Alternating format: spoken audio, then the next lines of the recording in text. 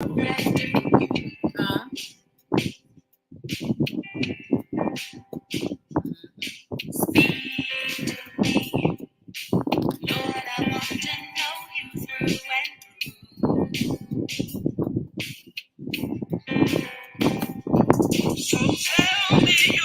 Say it, boy.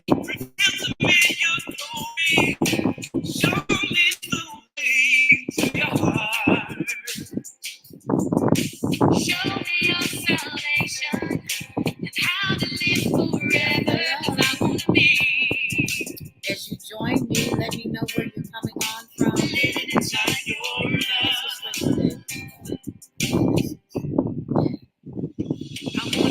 closer than close, deeper than deep inside your love. This is heaven. I wanna be higher than high, free my soul to fly. I wanna see heaven. I wanna be living inside your love. Hello, everyone. Let me know where you're signing off of Nashville. Okay. I love Nashville. You go to Pancake House, that's my favorite place. Ooh, they got some good pancakes. There's good food in Nashville, period. I have a great friend there doing culinary distillery. Really a tribute to his history. Yes, who else? Come on, let me see where you're from, Virginia. Hi, Alicia. How are you? The last time I was in the story about the pancake house in Nashville. I'm sitting there having my pancakes, and one of the people comes up and says, we're going to need you to hurry up and finish eating because Charlie Pride is in the house. And I'm like, Charlie Pride? Does Charlie Pride know who I am? I got to finish my pancakes. Oh my goodness. South Carolina, yeah. New Jersey. How is everyone? What time is it on your side of the world? I love it. It's 10:15 in Ghana, West Africa. I love you. I love you. Why? I love you forever. Yeah. I love you deep. I love you deep. I love you high. I love you wide. I love you forever. Now, see, I think there's other ways to tell people you love them. I do not ever love you to death, okay? That word should not be in your vocabulary unless the person has left here. Okay, so you are East Coast.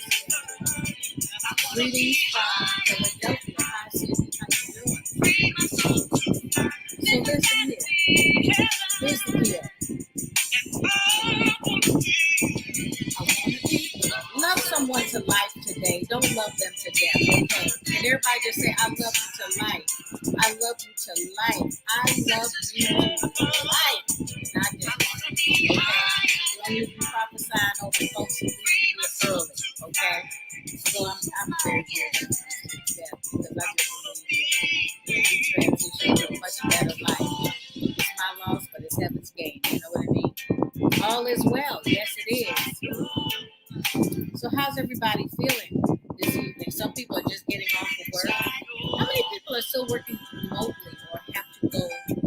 Yes, exactly, Janice. How many people are working remotely and not having to be in the office? What's that like? I mean, of course, I work out of the home office, but a lot of people are adjusting to either working remotely or being told to come back to work. Some folks are upset about that because they really liked working remotely. And scientific studies said that people working remotely were actually more productive. And I think it was because they were able to work on their own terms and get a lot done and still take care of their lives at home too. I kind of think it was a God thing. What do you think? I think that, working at home, getting the job done, sending it in, but still being able to have time to contribute to your household is a wonderful way. Okay, see, Alicia's working from home and loves it. I've been working from home for a long time. When I lived in Chicago, I did have an office, but it was a flight upstairs in the building I lived in. So my apartment was on level, and then my office was up, so I could go up there in my socks, just take up the back steps and go. So I loved working at home. I could go back down and have lunch and then go back up. I tended to work late anyway. I'm not really a morning person. How many morning people are out there? I'm not a morning person. Yes, okay. I've got 6 dogs in my house. Tega, I think you're going to have to get up and help them be quiet. Anyway, so as I was saying, I promised you that I was going to come on and be sharing with you on Mondays and Wednesdays about relationships. So I wanted to ask you, how many single people are on the line? How many people are married? Let me see. Put in the chat if you're single, if you're married, and how you feel about that. Let me see that. If you're single, or you're married, or you're in between, or it's complicated. Single, okay. Are you single? Are you single, or are you single? Because my friend Dwayne Bryant says some people are single, but they're not really single. Single and satisfied. Okay, that's a good place to be. I believe you have to be satisfied as a single person in order to have a happy marriage. If you're not, married 32 years, that's fabulous. See? So we've got good balance on the platform. I'm looking at Mobile, Alabama. I have a dear friend in Mobile, well, several. My old pastor, Aaron Free, is in Mobile, Alabama. And Delia Knox. Do you know Delia Knox? Wonderful gospel singer. Her husband there has a church, and they are really inspiring, wonderful people. Delia, actually, when I met Delia, she was in a wheelchair, and she was paralyzed from the waist down, had been hit by a drunk driver, and had been paralyzed, since she was like 19 years old or something like that. We ended up doing a show together called 3D Woman on TCT Network. I believe they still air it, and we're getting ready to start doing new episodes of it in a couple of months. They've asked us to come back and do the show again. But the first time that we filmed that show, Delia was in a wheelchair, and we had to design the set around her wheelchair because she wasn't comfortable just sitting in a real chair. By the second time, I think I had just moved to Ghana, so that was 2011. I went back to film the show, and I had hurt my leg or something. Yes. And so you know who I'm talking about. I called her to tell her that I had hurt my leg, and God had miraculously healed my leg, and she just started laughing hysterically. And I was like, Delia, why are you laughing so hard? What's going on with you? And she said, you haven't had seen the news, have you? And I said, seen the news? What are you talking about? And she said, you don't know what happened. I said, Delia, are you walking? She said, now, why would that be the first question you asked me? And I said, well, years ago, God told me that you were going to walk. I just didn't want to tell you because I figured by then you had gotten tired of people prophesying that to you. So I just kept it to myself. Delia got healed and is walking around in 6-inch Louboutins to this day, okay? We had to redesign the set all over again once she decided to walk, okay? So miracles still do happen, people. I want you to know that if you need a miracle from God, you just reach up and grab it, believe it, receive it, run with it. Okay, they're hearing the fan, Tega. I told you it was going to be noise in the background. It's blowing into the computer. So, okay, Tega's going to turn the fan off in a second. It was a little balmy here. What's the weather doing where you are? Yes, she is wearing her heels. You know what was so funny? Was that Delia always had fabulous shoes in her wheelchair, okay? They were always these fabulous heels. Well, over time, her feet had actually grown like the shoes. So when she started walking, she could not walk in flat shoes. She literally had to go to therapy and get her muscles to relax because her feet were made for high heels. And I was like, Wow. Now, you know, I got hit by a car 19, was it 1996 or somewhere around there? And I severed my patella tendon. And Tega said she was 5 years old. Shut up. Who needs to hear that from you? Anyway, anyway, she walks better than I do to this day. Trust me. I'm still working out my little kinks with my knee, but she's got it good. She's doing really well. Oh, California is in the low 50s. That's very unusual. And you know, when I came to LA, when was that? The beginning of December. It was freezing. I could not believe it. I was wearing my winter coat and layering down. I said, what's going on? Climate change is real, people. I don't care what anybody says. This is not the world that we used to live in. I've been hanging out for a while, so I can say that I'm a witness to that. Okay. Now, I promised you that we would talk a little bit about love. I've asked you who was single. We've got married on the platform. And I just want to give you some basic essentials because I'm really excited about a couple things. Okay. Today is officially the beginning of Love Month, correct? That's why I played a little love song and everything and decided I would do a month of lives on love because that's my favorite topic. I think it's most people's favorite topic. But I thought that I'd share a few nuggets from my upcoming book that I'm launching called How to Make Love Work. And I'm going to be sharing more podcasts. If you don't get my podcast, make sure that you log on to my website at michellehammond.com and get on the mailing list so that you will get the link for that podcast. Or you can just look up the podcast. Where? Jacob? On all the podcast platforms. It is there. It is called Life Talk with Michelle McKinney Hammond. And we're going to be talking about love all month. I have a book called How to Make Love Work. See, love is not an automatic thing. Chemistry is not sustainable. We have a chemical in our system called oxytocin that is released when we fall in love, or ascend to love, or walk into love, however you get there. But the unfortunate thing about that chemical is after about a year, it peters out. No pun intended. But it just kind of fizzles out, and you literally have to regenerate it again. Okay. It's actually one of the same chemical reactions that the creators of Facebook and Twitter and all these social medias where you got to get likes and subscriptions. Oxytocin and dopamine are very much alike. They give you that same rush. We become addicted to the feeling. And so we keep doing whatever we feel we need to do to get more of the same. So it gets us addicted to social media. It gets us addicted to checking how many likes we got for a particular post, or living for subscriptions. The same thing happens in love. A lot of people are addicted to the feeling of love.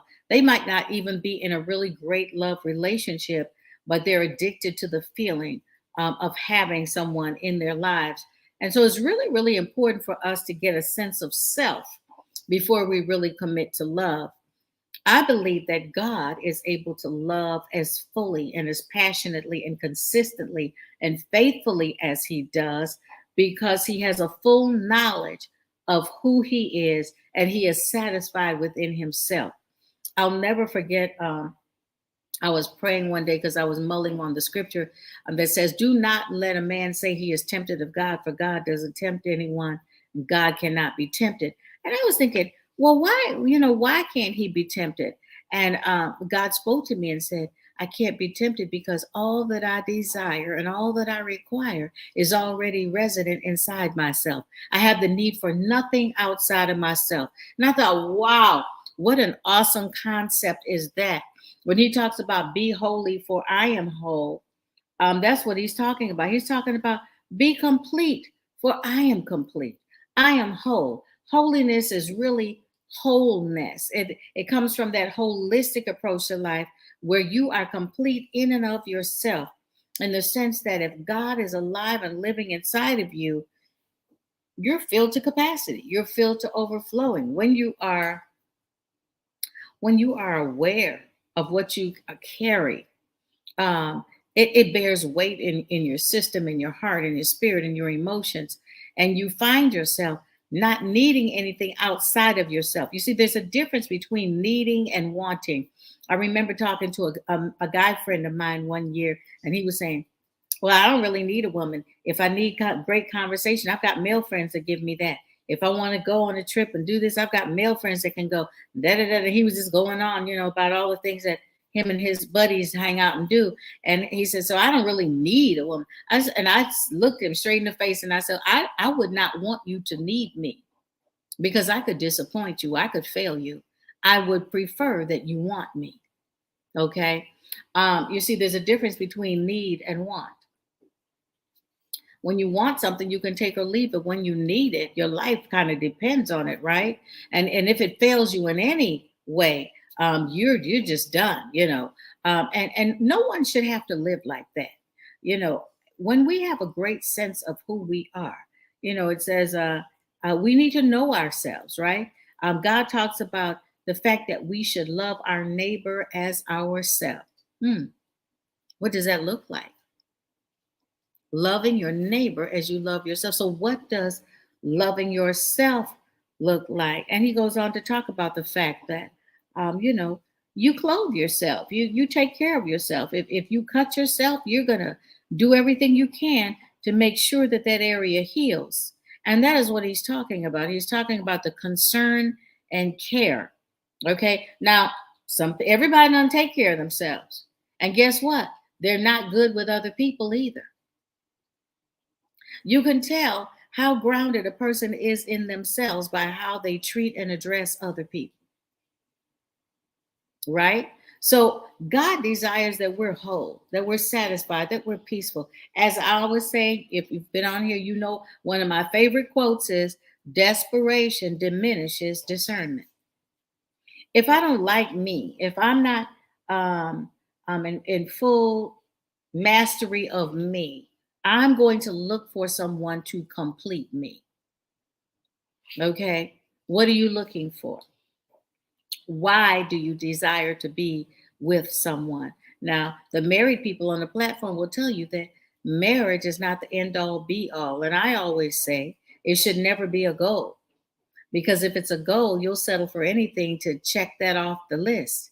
Right? So when we get married, it should be by inspiration. Someone comes into your life and you realize that you're a better you with that person, that life is better with that person, that you're actually more productive and more fruitful with that person. Okay. And vice versa. It's not just about you getting what you want out of the deal. The other person should be feeling fulfilled and saying, yes, this is working for me. So it's really, really important that you start off with a good, solid, grounding knowledge of yourself. What does that look like? Your preferences. I was sharing earlier today that when eHarmony first came out, I took the eHarmony test. It's one of those online dating sites. I was doing a show in Chicago called Aspiring Women, and I was doing the segment on this new age of online dating. eHarmony was one of the first ones. It was founded by was it Gary Smalley? No, it wasn't Gary Smalley. Oh gosh. It was a Christian psychologist who founded it. And the Parrots, who are other Christian psychologists, they wrote all of the interviews and questions that you had to go through. And as I started answering those questions, I realized how much about myself I did not know. It would ask you things like, what's important to you? And I thought, what's important to me? Name 3 things that's important to you. Wow. What is it that you can not stand? It's like, okay, well, I hate people who don't groom themselves. That's just nasty to me. I find that unattractive when you don't take care of yourself from a physical grooming standpoint. What do I value?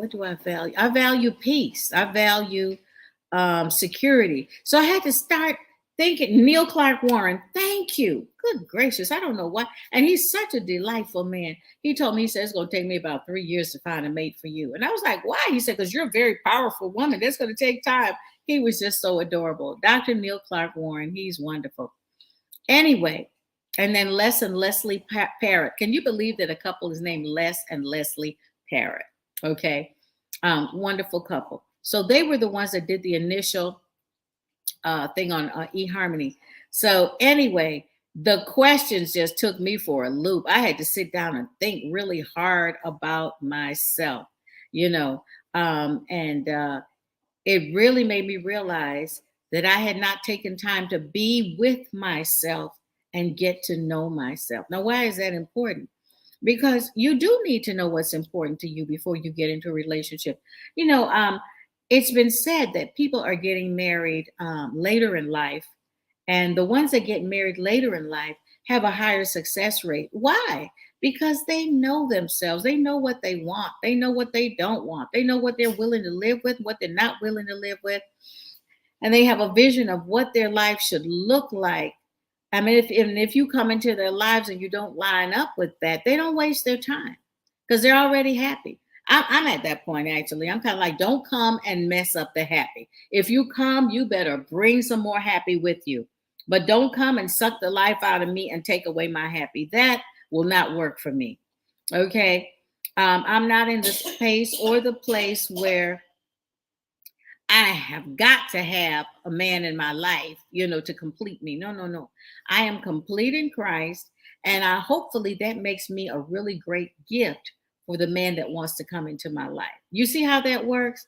It's a different perspective, which makes me carry myself differently, which makes you carry yourself differently. It's going to make you step back and do the interview. It's going to make you step back and watch that person before you invest your heart and get all entangled in your spirit over that person, right? So it's very, very important to know yourself, to know what you need, what you want, what you can't live without, and what you can live with, okay? Because there are going to be some concessions that you have to make. There's no perfect person, okay? But what are deal makers and deal breakers for you? That's what you need to figure out. Now, the other thing is, let me ask you on the chat, what do you value most? Give me your top 3 things that you value the most. Just put them in the chat. Let me see, because different people have an emphasis on different things in their life. Oh, while you're putting it in the chat, let me just let you know about a couple of exciting things. This is Love Month. The new Love Masterclass begins April 17th, but I have a special where it's half price for the month of February only. For the month of February only, you can get a great deal on entering the Love Masterclass. That class is designed to help you break unsuccessful cycles in your relationships, help you recognize who's right for you, just really show you what love looks like, what you can accept, and what you should expect. Okay, creating good boundaries for yourself in your love relationships, empowering you to pick and choose, right, and master your love relationships. So that class, I think this is our 3rd year doing it. This is our 3rd year. We've had great testimonies. We got some folks engaged already out of it. And some people decided they needed to do some more work on themselves. But we've had great masterclass sessions. They're pre-taped classes that you watch at your leisure. And every 2 weeks, you join me for a masterclass. And we download everything that you've learned and share in community. There's a community page and everyone shares. And it's interesting. The last 2 classes are still talking to one another on WhatsApp. So they made friends, they bonded and had a really great time, but they learned about love and how to do love right so that they could make better choices in their relationship. So that class starts April 17th. And as I said, there's a half off special on it the month of February, and then it will go back to its regular price. And because I love you and God loves you, I am offering you a free gift the day before Valentine's, February 13th through the 17th, you can go to Amazon.com and download a free copy of my novel, The Last 10%. It's juicy. You're going to love it. And it's my gift to you, the 13th through the 17th of February. There's a sequel there too, but you'll have to buy that. But you can get the first one free, and you're gonna love it. It's gonna really. I'm trying to do a movie with it. It's just really a great book, really an urban tale of the pursuit of love, life, and happiness. What we're all looking for. If the person is a Christian, how they treat others, and if they take care of themselves. Okay. Also, if they like traveling. Okay. So I'm seeing some values there. Her first value is the person be godly. You know, I'm going to expand. From Christian, because a lot of folks say they're Christian, but they're not really. They they have an appearance but deny the power thereof. So I'm going to say you want a godly man, okay? um and you're going to watch how they treat other people, which is wise. How they treat other people is eventually how they'll treat you after they stop trying to impress you. Yes. The other big one is their friends. Their friends are an indication of who they really are when they're not with you. So those are two things to examine. How are they treating that waitress? Hmm? When you go out to eat, or anybody else that crosses their path. um, and how do they treat them? What kind of things do they say about their parents? Guy or girl. That conversation is also very revealing. So, and if they take care of themselves, and if they like traveling. Okay, so traveling is important to her. It's something she's going to want to continue to do. And so, yes, okay, God and praying, committed to me, faithful to our relationship. Yes. So there you go. So we've got, again, um, values are high. A godly person who has an intimate, when we say God and praying, you're talking about someone who has an intimate relationship with God. And then you're saying committed to me. So you're talking about integrity and faithfulness. You're talking about sound character. So you value sound character, you value integrity, you value faithfulness. Um, and you value kindness. Those are good things to value. And so when you talk about these things, you have to think about, what do you want your relationship to look like? And it's not about what the person looks like, but what you want the relationship to look like. Yes. Okay, she's saying it. How they treat their mothers and their sisters. Yeah, that's how they're going to treat you. You're going to find out their attitude towards women. If you're a woman and you're looking for a man, you want to know what their attitude is towards the opposite sex. So all of these things are things that you have to take a minute to look at. Don't get excited because you finally got somebody interested in you. You're not a dog waiting for a bone. You're not starving. Because if you're starving, baby, you're gonna go for the wrong thing. You know how it is when you go shopping and you're hungry at the grocery store. Everything looks good. You get home and you ask yourself, "Why did I buy half of this stuff? This is not what I wanted." Okay.